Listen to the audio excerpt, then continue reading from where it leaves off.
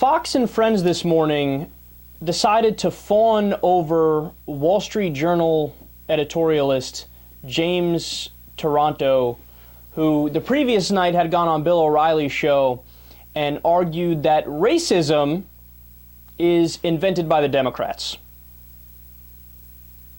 Pause for laughter. He's on to us, guys. He figured out our plan. I guess we need to pack it up and move along. Shame that he caught us. Anyway, let's listen and then we'll break it down. Yesterday in the Wall Street Journal, James Taranto, who works on the editorial page, had a great thing about how the Democrats have used as a tool racism. And in fact, he was on the Bill O'Reilly show last night. He had a provocative presentation. Here's a little snippet of it. So over the years, you submit that the Democratic Party has used racism as a political tool to keep African Americans in the fold. That's what you're submitting. Yes, absolutely. And I think that it's become more urgent that they do so now because we have a black president of the United States. That's something that a lot of people said would never happen or wouldn't happen anytime soon. It happened in 2008. And it's much harder to say that America is a racist country now that we've elected a black man president. So that means that it's all the more necessary to keep alive this idea that the Republican Party is a racist party.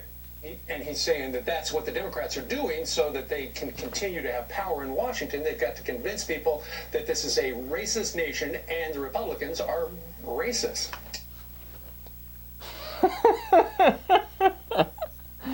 These guys are so silly, man. They really are.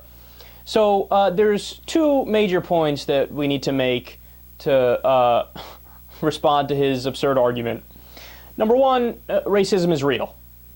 The whole premise of his argument rests on the fact that, well, racism isn't real, so the Democrats invented it, and they have to perpetuate it so that people vote for them instead of the Republicans. No, racism is real. I'll prove my point. So, for example, Exhibit A, you have the pay discrepancy, the pay gap. Black people get paid 83 cents to the white person's dollar for the same work. Okay? Now, that's not enough. Trust me, there's more evidence to buttress this as well. There was multiple studies done on this issue. So, another example is there was a study done for online shopping where there would be one black hand holding an iPad and an iPod, one white hand holding an iPod, and the white hand got significantly more hits than the black hand, even with all the other information being the same. So, price, et cetera, et cetera. Also, when it comes to resumes, there was a black woman who had a traditionally black-sounding name. Her resume was posted on Monster.com and other forums as well for an extended period of time. She had a great resume, so she had good schooling, good amount of work experience. So what she did is she wasn't getting any hits, so she put up another resume, which was with a white-sounding name with the exact same resume, boom, instant hits. A lot of hits, too, right?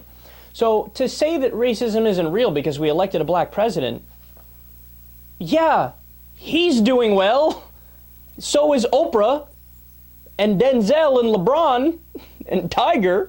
There's plenty of examples of people doing well. And I'm not saying, hey, by the way, the system we have today is just as bad as it was in 1964. That's absurd and nobody believes that, right?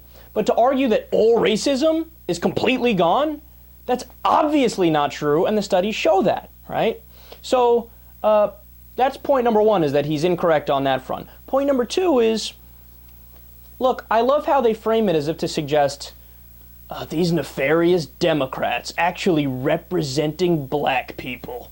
As if it's something that's like negative that they shouldn't be doing.